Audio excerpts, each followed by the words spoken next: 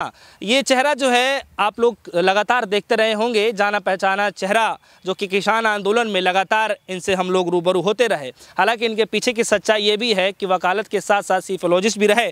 इनसे बातचीत करेंगे कि इनका क्या मानना है, क्या कमियां रहीं जिसकी वजह से भारतीय जनता पार्टी तो जीत ली लेकिन सपा पार्टी जीतते जीतते हार गई। सर, सबसे पहले आपका स्वागत है संजय सिंह जी।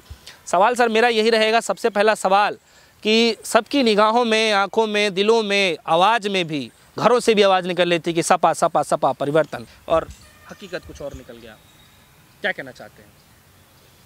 देखिए, अखिलेश जी और जयंत चौधरी, उनका गठबंधन जो था आरएलडी और सपा का, ये तो इलेक्शन लड़ाते रहे और बीजेपी ने पॉलिटिक्स करी। पॉलिटिक्स इज़ समथिंग डिफरेंट और इलेक्शन फाइटिंग एक अलग चीज़ है।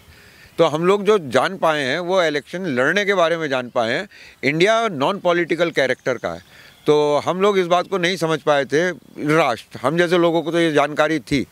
तो आप जो आज की तारीख में अभी कह के चुके हैं कि वोट परसेंटेज कुछ कम हुआ, ये वोट परसेंटेज और भी ज़्यादा कम हो जाता अगर वोट शिफ्टिंग नहीं होती पॉलिटिक्स की वजह से। तो इसने ये रिज़ल्ट उल्टा हो जाता, तब सपा का गठबंधन जो है वो 240 से 260 के बीच में हो जाता और ये बीजेपी 130 के आसपास आ जाती। तो ये पॉलिटिकल हार हुई है। जो एडवांटेज यहाँ किसान धरने में और जो आक्रोश लोगों में इनकी नीतियों के विरोध में था, वो इन्होंने अपनी पॉलिटिकल एक्यूमेनशिप से उसे कवर कर लिया। अभी भी किसानों के अंदर गुस्सा तो था, अभी भी कहाँ सॉल्व हुआ सर? नहीं है कि अभी भी वो गुस्सा व आक्रोश अभी देखने को मिल रहा है, लेकिन सच्चाई कुछ और ही बयां कर रही है। आंकड़े बयां कर रहे हैं। देखिए, आपके यहाँ ईवीएम से इलेक्शन होता है। इतने बड़े आक्रोश को देखते हुए आप भी ग्राउंड पे गए थे, वहाँ सब वर्ग जो थे परेशान थे। नौजवान परेशान था, किसान परेशान था, घर चलाने वाली महिलाएं परेशान थी, बेरोजगारी थी। और लॉकडाउन के दौरान आपने जिस तरीके की दुर्गति देखी, ऑक्सीजन की कमी से मरते हुए लोग देखे, तो आपको वो आवाज़ें सुनाई दी। लेकिन जब वो कन्वर्ट हुआ वोट के अंदर तो वो पता चला कि वो उस हद तक नहीं पहुंचा। तो ये बीच में पॉलिटिक्स आ गई। पॉलिटिक्स क्या कि ये लोग तो इलेक्शन लड़ाते रहे और बीजेपी ने पॉलिटिक्स करी और मैनेज कर लिया बल्क में वोट। आप देख रहे हैं कि आज योगी जी किंग हैं, no doubt, he is the king of UP, लेकिन who is the king maker? किसकी वजह से राजा बने हैं, ये भी तो सवाल उठना चाहिए। तो मायावती और प्रियंका गांधी, इन दोनों की वजह से आज वो किंग हैं और ये दोनों किंग मेकर हैं। वकील साहब ने एक बहुत बड़ी बात कह दी कि सवालिया निशान तो ये खड़ा हो रहा है कि फाइनल में जो है योगी आदित्यनाथ जी का जो है बुलडोजर तो चल गया, वापस ही सत्ता में आ गए, किंग बन गए, लेकिन जो किंग मेकर की जो भूमिका रही वो वकील साहब बता रहे थे। वकील साहब, आपको क्यों ऐसा लगता है कि सपा, बसपा और जो है कांग्रेस पार्टी ने जो है किंग मेकर की भूमिका निभा दी और किंग बन गए योगी आदित्यनाथ? ऐसा क्यों है, ऐसा क्या है? देखिए, एक बहुत फंडामेंटल फोर्स जिसको संवैधानिक अधिकार दिए और पहचान दी डॉक्टर भीमराव अंबेडकर साहब ने, और जिसको फिर पॉलिटिकल पावर के रूप में पहचान दी मान्यवर काशीराम के संघर्ष ने, वो 20-22%, 25% वोट उनके पास सेफ रहता था। वो दलित वोट या जो शोषित वर्ग है उसका वोट सेफ रहता था। अब की बार वो 12% पे आ गया और उनका वहाँ पे वजूद खत्म हो गया। एक सीट आई है। हाँ। दूसरी तरफ कांग्रेस 2 सीट आई है और वोट परसेंटेज शायद 2.5-3 के लगभग रह गया। तो ये सारा वोट कहाँ चला गया? ये वोट ऐसा नहीं है कि तटस्थ होकर अपने घर पे बैठ गया था, ये वोट शिफ्ट हो गया। और इसके लिए मायावती जी, हो सकता है कि कुछ डील हो गई हो बीजेपी से, क्योंकि जिस तरीके से इलेक्शन लड़ा था बीएसपी ने और जिस तरीके से आप भी देख रहे हैं, मुझे कहने की ज़रूरत नहीं है, देश ने भी देखा, तो उससे ये लग रहा था कि ये उस तरीके से इलेक्शन को नहीं लड़ रही हैं। तो ये रिज़ल्ट उसकी वजह से ऐसा आया है। तो इसकी वजह से मतलब आपका मानना है कि बीजेपी को जो है मतलब इसका फ़ायदा मिला है? हाँ, बीजेपी ने मैनिपुलेट कर लिया इन दोनों फोर्सेस को। लेकिन सर, अगर देखा जाए तो सपा का तो पिछले से ज़्यादा अच्छा रहा है। बहुत अच्छा रहा है, बहुत अच्छा रहा है। देखिए, मैं बताऊं आपको, मैं बार बार बाइट में इस बात को कह चुका हूं कि अगर बीजेपी को हटाने के लिए अगर बीएसपी सक्षम होती तो मैं बीएसपी के साथ खड़ा हुआ होता। अगर कांग्रेस सक्षम होती तो मैं कांग्रेस के साथ खड़ा हुआ होता, लेकिन इस बार हालात ग्राउंड पे पहले ही बता रहे थे कि इन्हें हटाने में अगर कोई सक्षम होगा तो वो सपा गठबंधन होगा। तो मैं उनकी तरफ से बोला, मैं किसी पॉलिटिकल पार्टी से जुड़ा हुआ तो नहीं हूँ, हाँ मैं विचारधारा से जुड़ा हुआ हूँ, तो मैं उनके साथ होता। लेकिन जो मैनिपुलेशन हुआ वो अपनी जगह एक नुकसान बहुत बड़ा देके गया है। पर अब फंडामेंटल सवाल ये हो गया है, मैंने 33 साल पहले सीफोलॉजी में अलीगढ़ मुस्लिम यूनिवर्सिटी से अपना प्रोजेक्ट किया था, और वो अबुल फजल उस्मानी साहब थे डीन चेयरमैन पॉलिटिकल साइंस के, और प्रीतिबाला गुप्ता जी आज भी वहाँ पे प्रोफेसर हैं कंप्यूटर साइंस की, तो उनके अंडर में मैंने ये किया था। तो मुझे इस बात का थोड़ा सा अंदाज़ा, मैं भी ग्रो करा हूँ, मैं आंकड़ों से उठकर फिर संविधान की तरफ चला गया, वकालत में चला गया, पॉलिटिकल एनालिस्ट बन गया, फिर मैं फोर्सेस को देखने लगा कौन सी फोर्स कैसे मूव कर रही होती है। तो उसको देखते हुए मुझे ये लग रहा था कि कहीं ना कहीं किसी ना किसी तरीके से, क्योंकि इनकी फोकस हट गई थी, ये इलेक्शन लड़ाने में बहुत ज़्यादा बिजी हो गए थे और ये डैमेज को समझ नहीं पाए।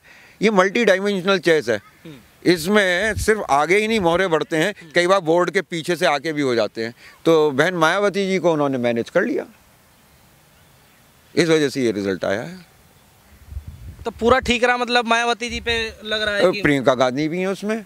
देखिए एक बात बताऊं मैं आपको, ये लोग इलेक्शन लड़ाते रहे, बीजेपी ने पॉलिटिक्स करी, और सबसे बड़ी खूबसूरती की बात यह है कि कांग्रेस फॉर्मेलिटी कर रही थी और बहन मायावती क्या कर रही थी इसका हमें कोई अंदाज़ा ही नहीं है। तो क्या ये मान लिया जाए कि सपा पार्टी को हराने के लिए सब किया जा रहा था? नहीं, सपा को नहीं, बीजेपी को उस पार्टी को हराना था जो उसे हराने में सक्षम थी, तो उन्होंने ये काम कर लिया। ये सपा नहीं है।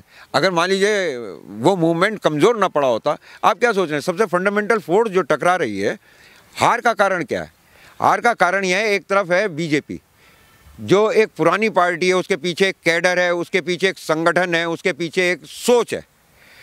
ये लोग इंडिविजुअली लड़ रहे हैं, इनके पास कोई थिंक टैंक नहीं है। कभी राहुल जी आगे आ जाते हैं, कभी प्रियंका जी आगे आ जाती हैं, अब चौधरी अजीत सिंह नहीं है इस दुनिया में, जैन भी अनुभवहीन थे, मुलायम सिंह जी भी अपनी एज की वजह से न्यूट्रल से हैं, और सबसे बड़ी बात यह कि इनके पास वो थिंक टैंक नहीं है जो इस बहुआयामी और शक्तिशाली कॉरपोरेट सेक्टर की लॉबी को हरा सकता होता। संजय सिंह जी, एक सवाल है कि अब सवाल तो ये चल रहा है कि जिस तरीके से सपा ने जो है आरएलडी के साथ गठबंधन किया, और उसमें बड़ा चर्चा का विषय बन रहा था क्योंकि किसान आंदोलन चल रहा था, और बड़े नेता के तौर पर जब आरएलडी उभर रही थी कि आरएलडी एक ऐसी पार्टी है जो पश्चिमांचल की तरफ से जो है किसानों को एकत्रित करके जो है मतलब वोट बैंक अपने मुट्ठी में कर सकती है, और इसीलिए हो सकता है कि शायद सपा ने गठबंधन भी किया हो, लेकिन कुछ उसका बड़ा बेनिफिट तो नहीं मिला सर। नहीं, आप इसे इस तरीके से ना देखिए, ये सेमीफाइनल था, फाइनल 2024 में होना है। आरएलडी जीरो हो गई थी, उनका पिछले इलेक्शन में एक ही कैंडिडेट जीता था छपरौली से, और वो भी भाग गया था, तो वो जीरो हो गई थी। लेकिन इस आंदोलन की वजह से, इस आक्रोश की वजह से वो आज 8 सीटें तो जीती, उसके कुछ कैंडिडेट्स तो 200-300 के मार्जिन से हारे, और उसके बाकी भी कैंडिडेट्स बड़ी अच्छी फाइट में रहे हैं। तो वो फोर्स जो है वो तो अपनी जगह आ चुकी है। सबसे बड़ा जो फ़ायदा इस इलेक्शन का इस बार ये हुआ है, जो पॉजिटिव इसके अंदर एस्पेक्ट हम देखते हैं, वो ये है कि पिछली बार बीजेपी ने यूपी में हिंदू मुसलमान की जो राजनीति करी थी और जिसकी शुरुआत 2013 के दंगे से हुई थी, वो जाट मुसलमान का फाड़ जो था वो अब की बार ख़त्म हो गया। मुस्लिम वोट उतना ही पड़ा जाटों को, आरएलडी को जाटों की पार्टी मानते हुए भी, कि अब ये किसानों की पार्टी है। तो ये एक पॉजिटिव साइन है, और इसे 2024 तक बचा के अगर रखा जाएगा तो आपको फिर रिजल्ट उल्टा मिलेगा। और बाकी एक बात बताऊं मैं आपको, ईवीएम के ऊपर जो ये सवाल उठ रहे हैं, तो इसमें मेरी भी एक शंका है।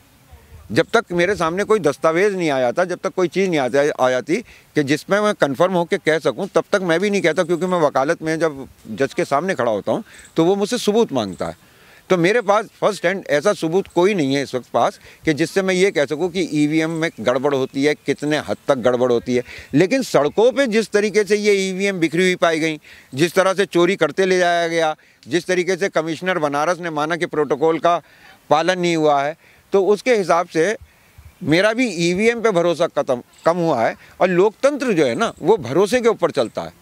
और जिस तरीके से चुनाव आयोग इस बात के ऊपर एडमेंट है कि वो अड़ा हुआ है कि इलेक्शन अगर हिंदुस्तान में होगा तो वो सिर्फ और सिर्फ ईवीएम के ज़रिए होगा।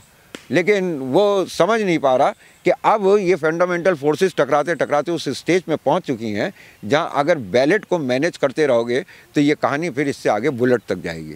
सर एक सवाल है एडवोकेट साहब कि विपक्ष के नेता बार बार जो है ईवीएम पे सवाल उठा रहे हैं। अगर ममता बनर्जी जी की बात किया जाए तो उन्होंने भी साफ तौर पे कहा है कि जनता के मतों से जो है बीजेपी जीती नहीं है, मशीनरी की वजह से जो है भारतीय जनता पार्टी को इतना सीटें मिला है। हालांकि अखिलेश यादव ने भी इस पर बार बार जिक्र किया है, आशंका जताई हैं, लेकिन देर रात तक उनके कार्यकर्ता तो ईवीएम मशीन की जाँच करते रहे, बैठे रहे, फिर कहाँ से दिक्कत हो गया सर?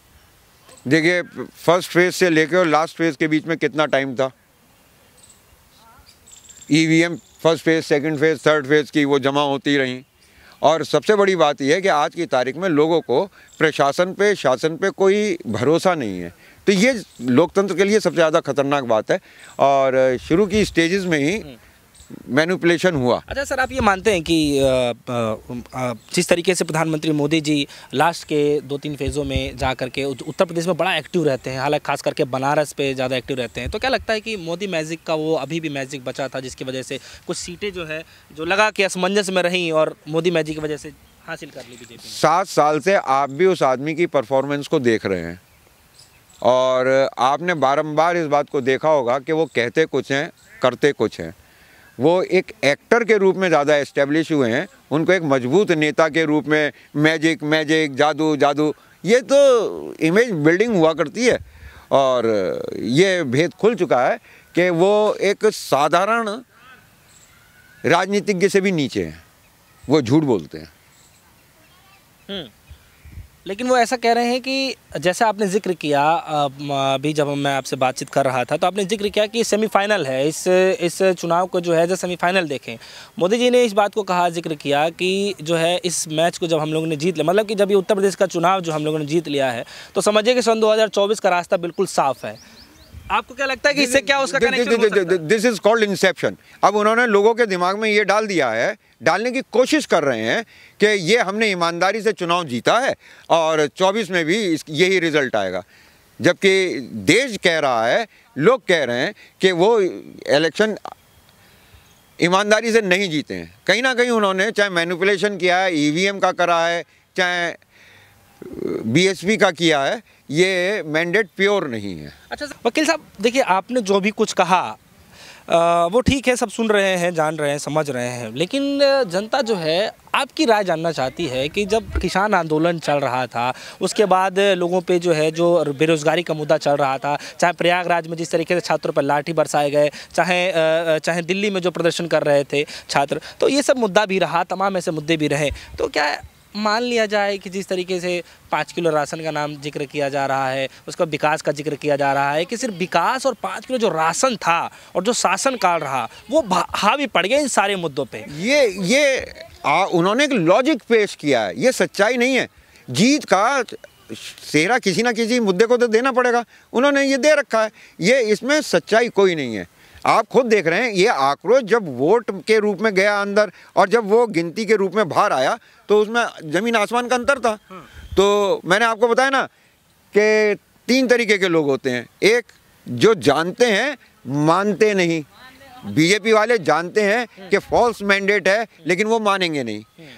एक वो हैं जो जानते भी हैं और मानते भी हैं, जैसे मैं जानता हूं कि ये फॉल्स मैंडेट है और इस बात को मानता भी हूं। और एक वो व्यक्ति है जो जानता ही नहीं, वो मान लेता है, जैसे आम जनता।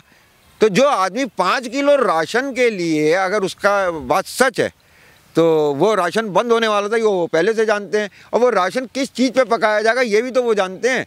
तो ये सब झूठी बातें हैं, ये इमेज बिल्डिंग है। लेकिन मैं आपसे जो कहना चाहूँगा कि इस इलेक्शन से इतर, सीफोलॉजी से, आंकड़ेबाजी से, इसके रिजल्ट से इतर जाके आप ये देखिए कि पॉलिटिक्स क्या कर रही है। यहाँ जो किसान आंदोलन चल रहा था, इसके अंदर 2 फंडामेंटल फोर्सेस टकरा गई थी। दिल्ली की सत्ता पे काबिज वो लोग हैं जो भूख में हिंदुस्तान की धंधा और फ़ायदा देख रहे थे, उनसे टकराने वो लोग आए थे। सिखों के नेतृत्व में किसान आया था। सिख 500 साल से हाथ जोड़ के कह रहे हैं लंगर खाओ जी, प्रसादा पाओ जी, वो भोजन कराते हैं। और उनके साथ था किसान जो अन्नदान को महादान मानता है। ये फंडामेंटल फोर्सेस थी। आज की तारीख में जब 24 के लिए तैयारी होगी तो उन्हीं फोर्सेस से फिर टकराना पड़ेगा पूरे राष्ट्र में।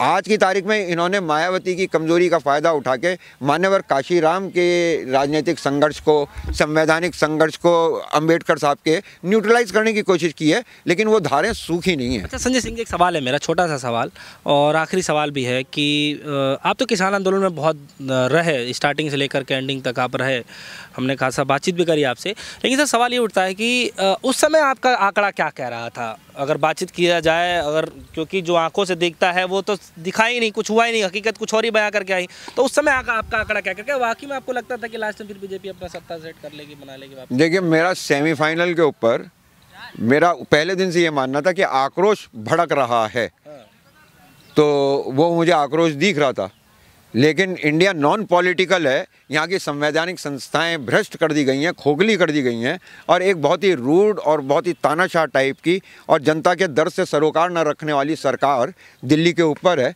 तो वो कुछ भी कर सकती है। सेमीफाइनल को मैंने ऑब्जर्व किया है, मैं किसी पार्टी से जुड़ा हुआ नहीं हूँ, मैं किसी का कैंपेन तैयार नहीं कर रहा, मैं किसी के लिए वोट मांगने नहीं गया, मैंने जितना भी कुछ है अपनी बात को आपके सोशल मीडिया के ज़रिए ही लोगों तक पहुंचाया। उसमें 1,50,000 लोग रोज़ाना मुझे सुन लेते थे, लेकिन इससे ज़्यादा नहीं किया था। लेकिन आज की तारीख में मेरे पास मेरी जो हाइपोथेसिस थी वो कंफर्म हो चुकी है, और अब मुझे ये लगता है कि 2024 के लिए अगर मैं इसे सक्रिय रूप से नहीं करूँगा तो ये मेरी आत्मा के ऊपर एक बोझ होगा, एक गुनाह होगा, क्योंकि अगर अंधे के रास्ते में कुआं है और मैं खामोश रहूं या आप खामोश रहें तो ये गुनाह है, ये पाप है। तो मैं अब की बार भारत माता को 2024 में इस अवस्था में नहीं पहुंचने देना चाहता, और इसलिए मैं सक्रिय रूप से जो भी मेरी हैसियत होगी, जिस भी रूप में मेरी हैसियत होगी, उस रूप में मैं एक्टिव होऊंगा। बहुत बहुत शुक्रिया हमारे दर्शकों को बताने के लिए, समझाने के लिए। तो हमारे साथ एडवोकेट मौजूद रहे जो कि इलाहाबाद हाई कोर्ट के माने जाने वकील है संजय सिंह जी, और किसान आंदोलन में काफ़ी सक्रिय भी रहे। तो हमने इनसे जो खासा बातचीत करी, क्योंकि सिपोलॉजिस्ट भी रहे एक समय पे जब ये डेटा एनालिसिस करते थे कि चुनाव का मूड किस तरफ घूमने वाला है, तो हमने सोचा क्यों ना इनसे बातचीत किया जाए कि आखिर कमियाँ क्या रही जिसकी वजह से सपा जीतते जीतते हार गई और फिर से योगी आदित्यनाथ जी बाजी मार ले गए। फिलहाल के इतना ही, जुड़े हमारे साथ देखते रहिए DSO न्यूज़। धन्यवाद।